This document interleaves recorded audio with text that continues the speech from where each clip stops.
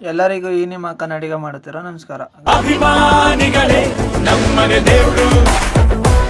ಇವತ್ತು ಬೆಳಗ್ಗೆನೆ ಗಾಡಿ ಎತ್ಕೊಂಡು ನಾನು ನಮ್ಮ ಅಜ್ಜಿ ಬಿಡೋದಂತ ಹೋಯ್ತಿದೆ. ಎಲ್ಲಿಗೆ ಅಂದ್ರೆ ಅವ್ರ ಅತ್ತೆ ಮನೆಗೆ. ಹಂಗೆ ಅಲ್ಲಿ ಅವರು ಬಿಟ್ಬಿಟ್ಟು ಹಂಗೆ ನಮ್ಮ ಅಜ್ಜ ನೋಡೋದಂತ ಹೋಯ್ತಿದೆ.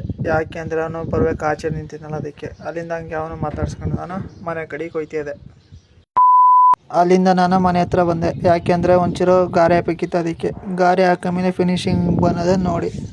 ಅಲ್ಲಿಂದ ಅದೆಲ್ಲ ಕೆಲಸ ಮುಗಿಸ್ಕೊಂಡು ನಾನು ರೆಡಿ ಆಗ್ಬಿಟ್ಟು ಪಡಿ ಮಾಡೋದ ಅಂತ ಹೋದೆ. ಏನಂದ್ರೆ ಇವತ್ತು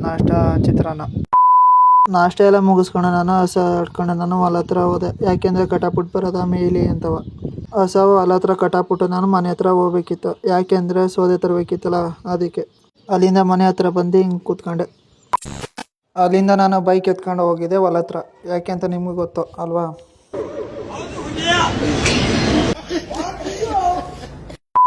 ಅಲ್ಲಿಂದ ಹೊಲ ಹತ್ರ ಬಂದ್ಬಿಟ್ಟು ನಾನು ಸೌದೆ ಎಲ್ಲ ಮುರ್ಕೊಂಡು ಬೈಕ್ ಮೇಲೆ ಹಿಂಗೆ ಹಾಕ್ಕೊಂಡೆ. ಏನೋ ಬಂದಿನಲ್ಲ ಇರೋ ಹಸ ಇನ್ನೊಂದು ಕಡೆಗೆ ಚೇ ಮಾಡಿಬಿಟ್ಟು ಹೋಗೋದಂತ ಹಸಿತಕ್ಕೆ ಹೋಯ್ತಿದ್ದೆ.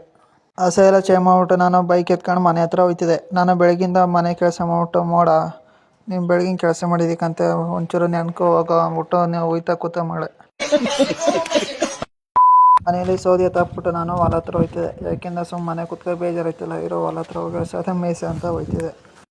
ಸಂಜೆ ಸಲ ಹಿಡ್ಕೊಂಡು ನಾನು ಮನೆ ಹತ್ರ ಹೋಯ್ತಿದ್ದೆ. ಗೈಸ್, ಇಲ್ಲಿಗೆ ಇವತ್ತಿನ ವಿಡಿಯೋ ಇಷ್ಟ ಆಯ್ತು ಅಂದರೆ ಲೈಕ್ ಮಾಡಿ, ತುಂಬ ಇಷ್ಟ ಆಯ್ತು ಅಂದರೆ ಫಾಲೋ ಮಾಡಿ. ಮತ್ತು ಲಾಸ್ಟ್ ಕ್ವಶನು ಗೊತ್ತಿದ್ದರೆ ಕಮೆಂಟ್ ಮಾಡಿ.